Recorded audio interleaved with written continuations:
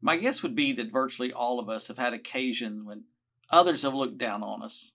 Maybe someone thought we weren't smart enough, or rich enough, or talented enough, or attractive enough. Maybe they didn't like where we came from, or how we dressed, or what we valued, or maybe how we treated our family.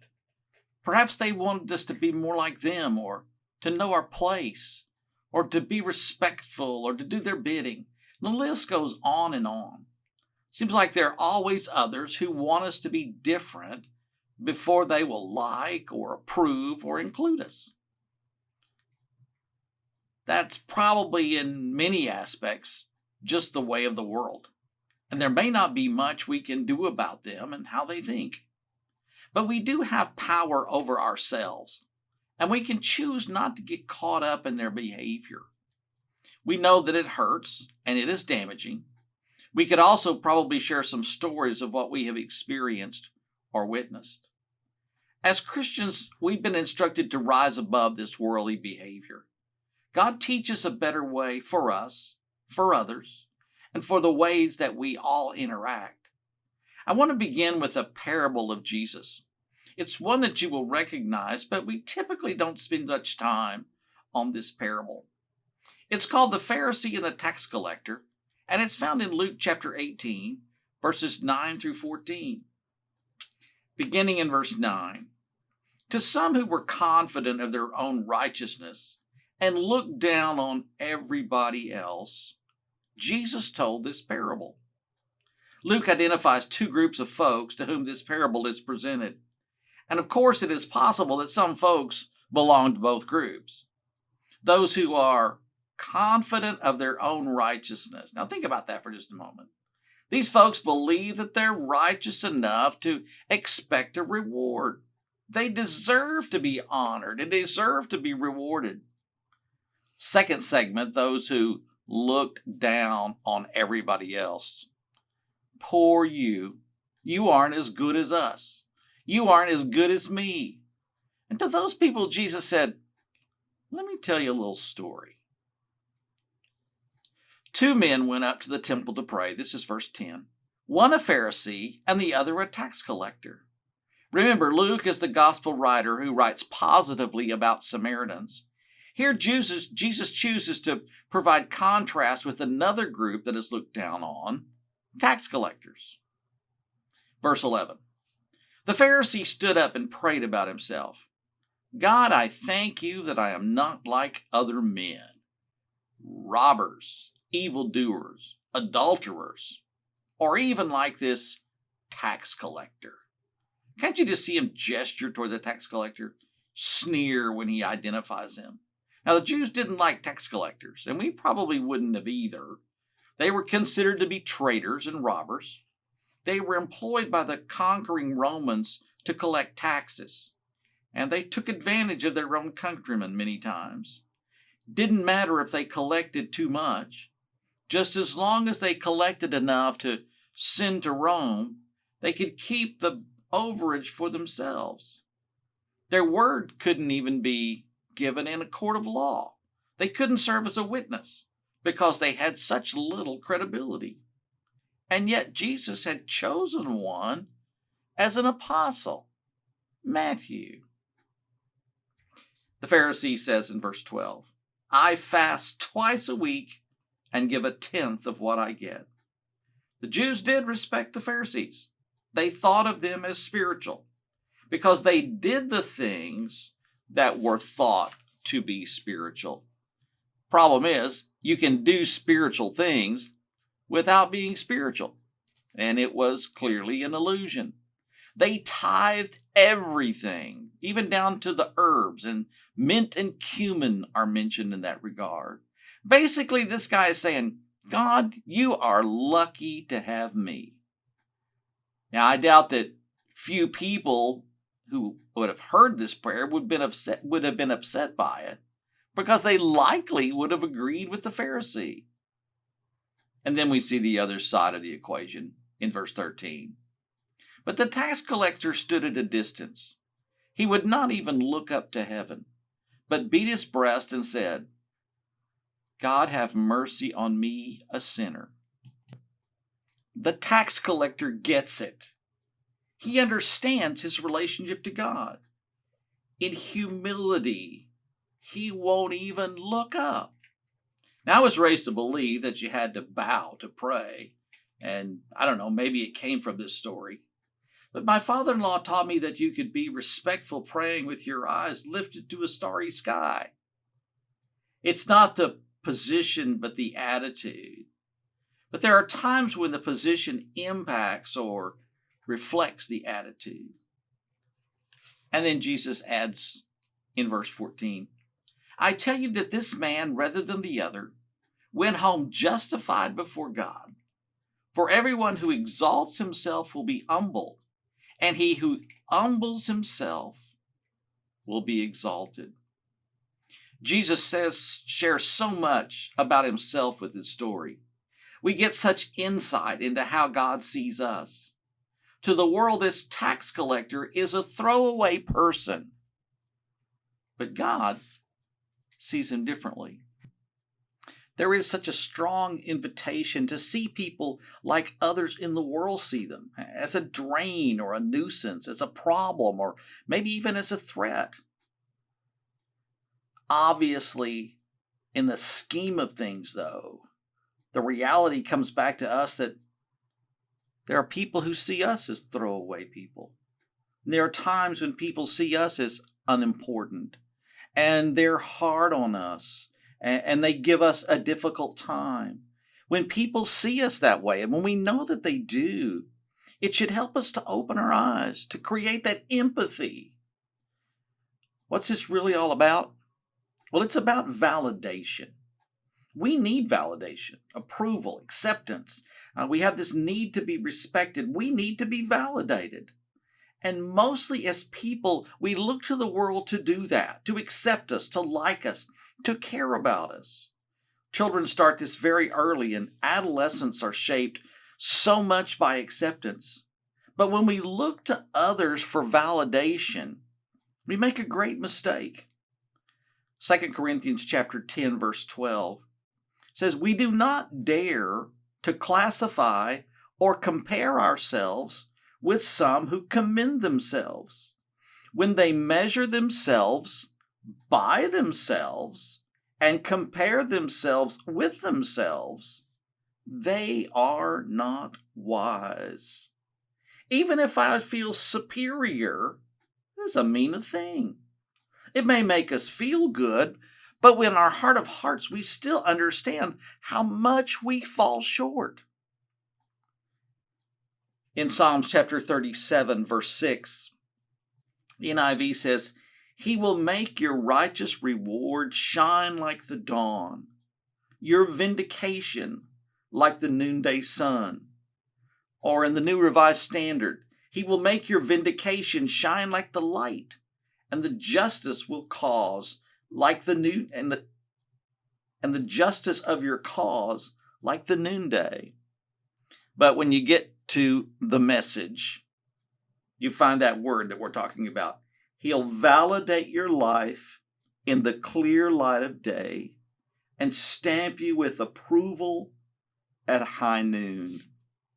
There it is. We are validated by God.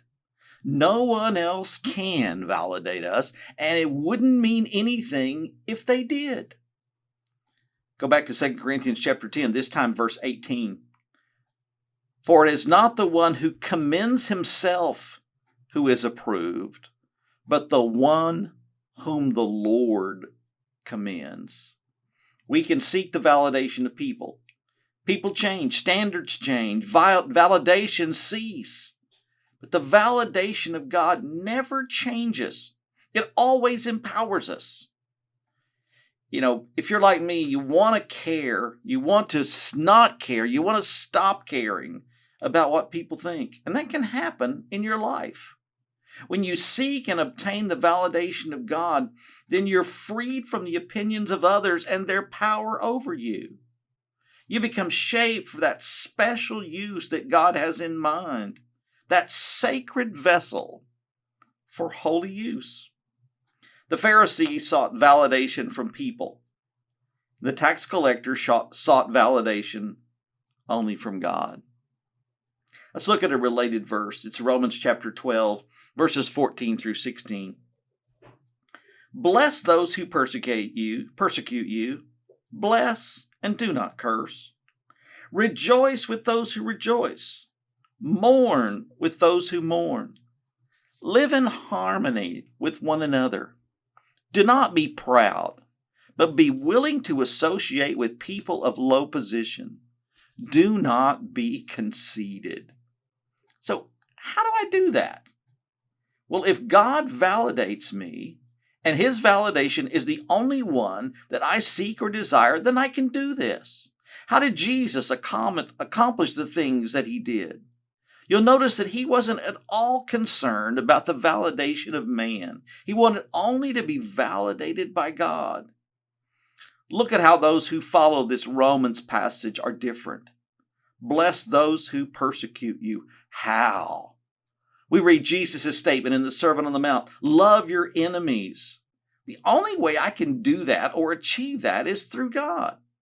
Seeing folks through God's eyes and using God's power.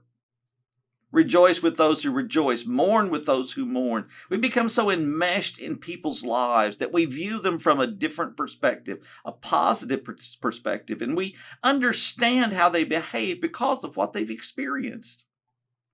And then we live in harmony with one another. We're not trying to be proud, but we're willing to associate with everybody, even people that some would consider of low position, because we don't want to be conceited. We get to the place where I can say, well, I don't feel this or that. But the way we really get to have true relationships day to day, in and out, is to get to that place where we're so interconnected with people that we understand. One of the most popular ways that others use to allow themselves to mistreat their fellow man is they come to the place where they see them as less than human. And when we're living in harmony, when we're associating with people of low position, we really get to know these folks. And that association creates that empathy that leads to a true connection. We can do that because our validation by God allows us to see people as God sees them. Let me share with you, as we move toward our conclusion, a story. It's a long story, but I think it's worth it. It was the mid-1940s and times were tough. Some of the families in the church were doing okay, but most were really struggling. And there was one family that the minister had noticed that they really needed help. So the minister had announced that there was going to be a special offering for a poor family in the church. He didn't say who, only that they were in need and the church should help. On Easter Sunday, 1 month away, the church was asked to plan to give from the heart. As this particular family walked home from church that day, they talked about how they could raise money to help. They decided that they would live on potatoes for a month. They would turn the lights out in the evening and save money on electricity. All of the family members did odd jobs. They made pot holders and sold them. They did babysitting and more, yard work and errands and various kinds of things. Anything they could do to make some money so that they could share with the family in need. The girls, with the help of their mom, immersed themselves in the process and managed to raise $70. They got 3 crisp $20 bills and one $10 bill from the grocery store. Each of the daughters had a 20 to put in the plate, and mom had the 10. And they talked on the way to church that morning about how happy the family was going to be. They were so excited about what was to come. They had sacrificed to help, and when the plate was passed, they contributed with pride. Later that afternoon, the minister came to visit at their house and handed the mom an envelope. When he left, they tore it open, and inside was $87. 3 20s, a 10, and 17 ones. They were the poor family. And I'll let the author finish the story. Quote, Mom put the money back in the envelope.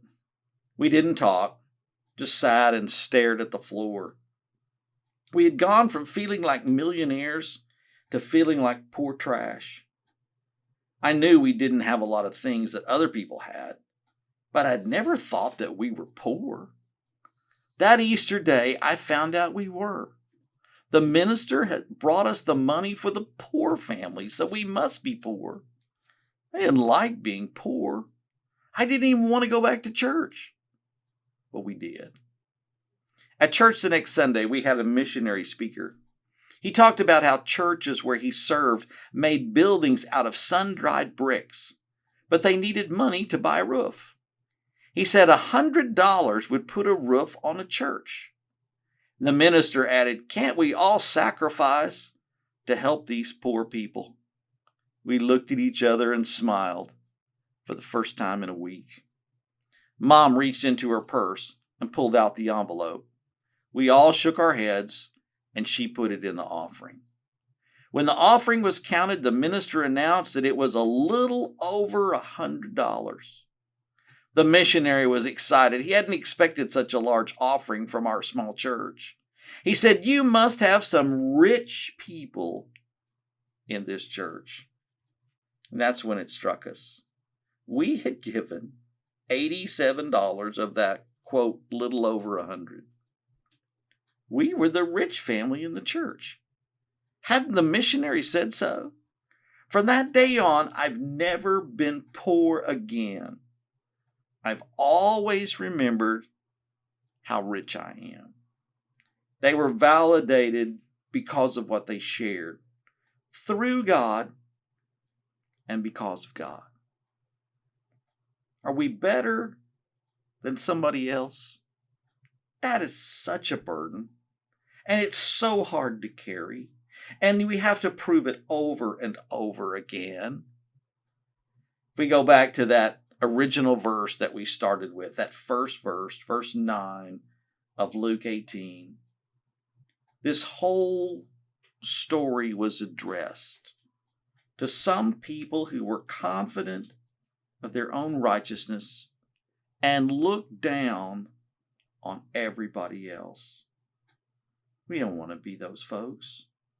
We want instead to be validated by God, to be empowered by God, to be God's instruments, and to be used as those sacred vessels we're called to be. I'd like to end this morning with words found only in the Gospel of Matthew.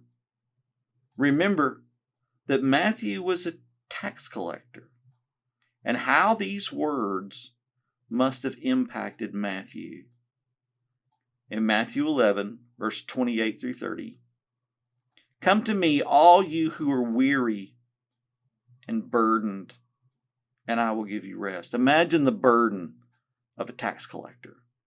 "Take my yoke upon you and learn from me, for I am gentle and humble in heart, and you'll find rest from your souls." The world of a tax collector was not something gentle, and they didn't deal with people who were likely very humble in their approach.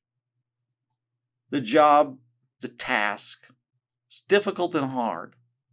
And yet the last verse of that section, Jesus says so simply, "For my yoke is easy and my burden is light."